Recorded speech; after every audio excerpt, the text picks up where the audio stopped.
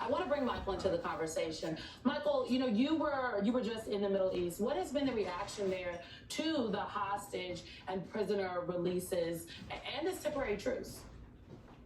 Yeah, thanks for having me. It's very interesting. I was both in Israel and over in Jordan. In Israel, I mean, everyone's sense of security is shattered. Of course, the top of mind is getting the hostages back, and there was a lot of fear that this really pounding of Gaza could kill or injure a lot of the hostages. It appears that didn't happen.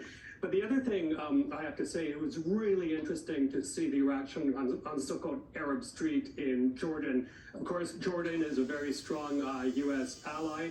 It has a peace treaty with Israel. It relies on Israel for water. But there's a lot of pressure on the kingdom right now to respond to their anger, and that might even include down the road, if what we see is continuing in Gaza, to sever that peace treaty with Israel. And already there's a water for solar power deal that could be jeopardized. So what I'm saying is the U.S. has to be very careful with allies like Jordan, like Egypt, because it's really boiling on the street there, and these governments have very little wiggle room to respond to that public anger.